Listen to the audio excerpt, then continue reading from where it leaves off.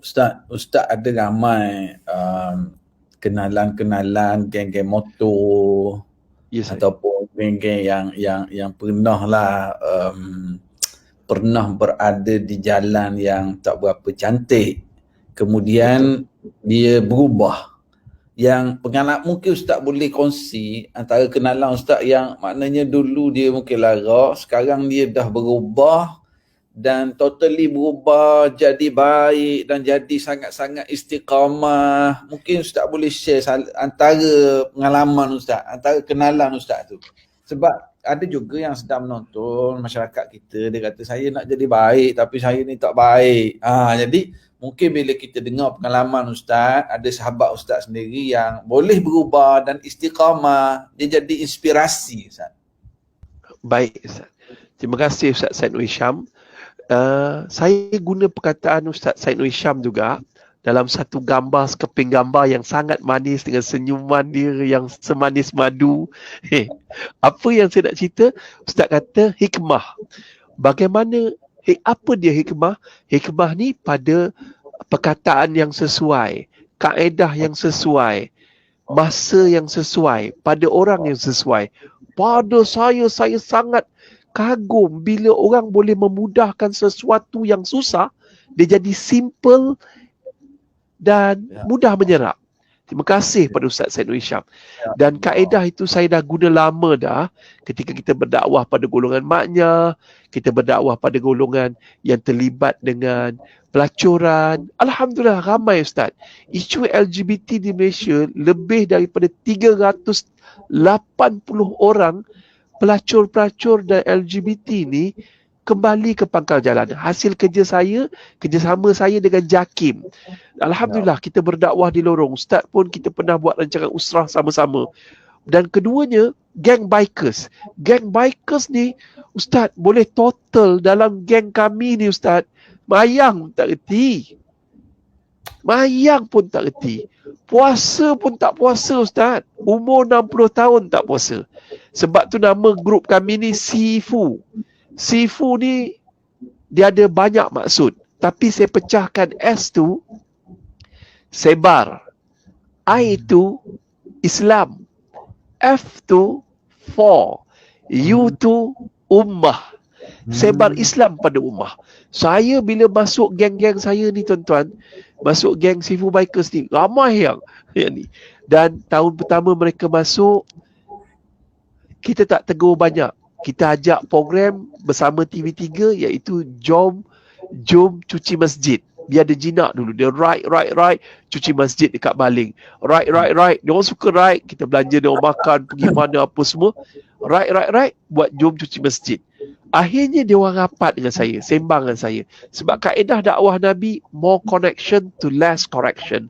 Banyakkan hubungan untuk memudahkan pembetulan. So what happened after that? Yang kisah dia tuan-tuan dan perempuan, isteri dia telefon. Ustaz, Alhamdulillah, suami saya tahun ni dia puasa sebulan Ustaz. Dalam hidup saya tak pernah tengok dia puasa Ustaz. Alhamdulillah, tahun ni dia puasa sebulan. Ada juga yang telefon, isteri telefon. Ustaz PKP ni, saya dapat satu nikmat yang paling besar. Apa dia? Kak, Alhamdulillah, suami saya dah jadi imam. Sepanjang Ramadan dia jadi imam. Dan yang paling saya sedih, dia boleh baca kutubah hari raya. Dan kami satu keluarga menangis. Sebab itulah. Ustaz, terima kasih Ustaz. Itu perkataan dia. Jadi kalau orang ada 1 juta, bagi duit 1 juta kat saya rasa tak ada boleh, benda ni tak boleh lawan kegembiraan saya. Bila manusia berubah dengan kaedah dakwah yang kita buat secara santai ni. Tuan-tuan dan perempuan, muslimin dan muslimat yang dirahmati Allah. Banyaklah. Ini terlalu ramai. Tapi saya nak tutup dengan satu kisah. Nama dia ni Atan, tetapi orang panggil dia Setan. Masa tu saya pakai motor Harley Davidson. Grup Harley ni. Depan saya tuan-tuan, kita orang ride pergi Thailand. Depan saya dia tidur di Shangri-La. Dia dah siap tempah 2 orang pelacur Thailand ni. Dia gambar seponggong pelacur tu depan saya. Dia tahu kita ustaz, tapi dia gambar depan tu. Ustaz, sorry ustaz ustaz tahu umur dia 60 tahun. Dia pencen Navy dan dia kaya raya. Dia ada 2 biji Harley yang harga 100,000 lebih, dia beli cash. Dia breakfast saya dekat Yusuf Aslam punya restoran Haslam depan Tawakal. Kalau kita alright sama-sama, orang lain minum teh tarik, dia minum depan saya bir. Dia Memang minum setan. bir. Memang Setan. Dia pergi mana-mana pun dia minum bir. Dia pergi mana, saya masuk masjid, dia duduk luar masjid. Cepat sikit sembahyang. Grup tu 2 orang je sembahyang. Saya dengan seorang kawan saya sembahyang masa itulah. Tapi alhamdulillah, Ustaz percayalah, doa Ustaz, doa. Saya selalu doa kat dia, ya Allah, bagilah abang dan Atan hidayah, bagilah abang Atan hidayah. Satu hari Ustaz, kita buat satu program. Program ni saya challenge lah geng-geng bikers ni masuk dalam liang lahat. Sekali dia kata, alah, Abang Atan mana berani, takut terbakar. Saya cakap tu, bahasa bikers kan, mana berani, lu mana berani bro, lu kalau masuk dalam liang lahat ni terbakar punya. Dia terasa tercabar. Kejap-kejap, bagi aku habiskan setin. Dia buka kasbut, dia minum, dia ramas tin kasbut, dia bubur dalam beg dia dekat kubur tu. Dia pun masuk. Dia masuk, kita tutup dengan papan plywood atas tu. Saya pun baca talqin. Baca talqin. Habis tu, kita pun buka plywood tu.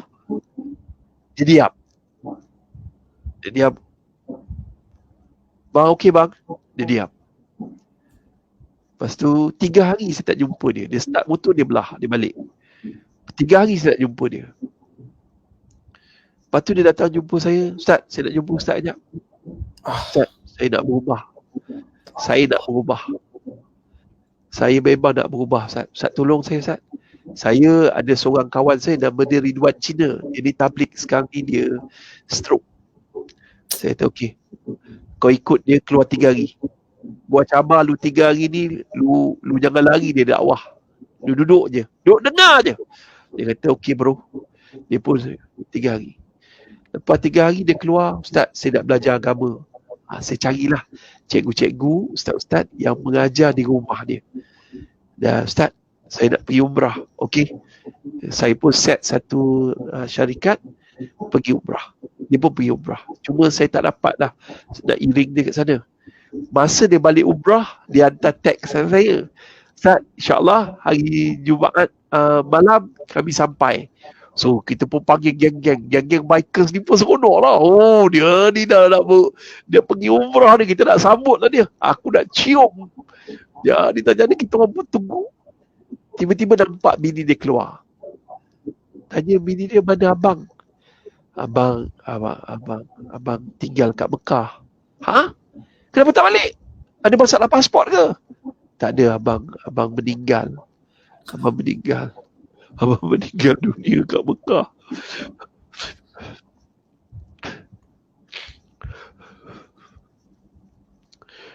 Sampai hari ni saya rindu kat dia. Sebab tu dalam hidup saya tak pernah pandang orang lain jahat. Yang paling jahat dalam dunia ni saya. Sebab saya tak pandai sampaikan agama pada mereka. Mungkin cara saya tak sesuai. Jadi saya, itulah. Isteri dia cerita macam mana keadaan dia kat Mekah. Apa yang bila saya tanya, hari tu saya tergamam sebab saya terlalu sedih. Zaman dulu tak ada WhatsApp, Ustaz, tak ada SMS, tak ada apa.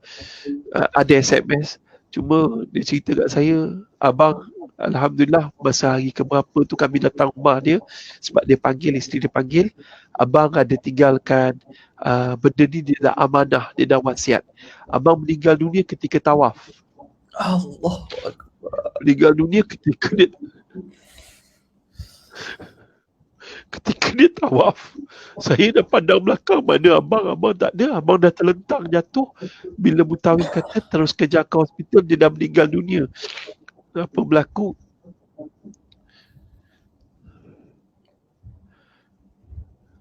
Dan sepanjang di Mekah, di Madinah, dia kerja dia hanya sembahyang, menangis, sembahyang, menangis, sembahyang, menangis. Bila isteri tanya, abang kenapa abang menangis? Abang tak pandai baca Quran. Abang bodoh, abang tak pandai baca Quran. Abang cemburu kalau abang pandai baca Quran. Sebab tu abang menangis. Allah Akbar.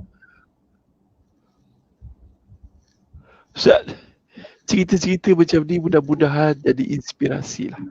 Ustaz, dia beritahu Jadi tak Ustaz? Bila dia keluar dari Ustaz program, duduk dalam kubur, Ustaz baca talqin, dia cerita tak apa yang dia rasa masa dalam tu? Dia cerita, dia kata Ustaz punya bahasa talqin tu dia tak pernah dengar. Kasar.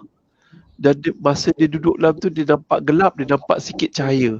Dan dia tak boleh bergerak. Dia kata, saya kata, ketahuilah, wahai Abang Atan,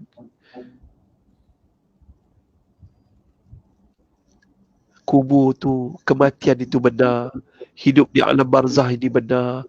Pertanyaan muka nakir itu benar. Dia kata itu perkataan benar itu. Benar itu yang menyebabkan dia kata, tak boleh tahan.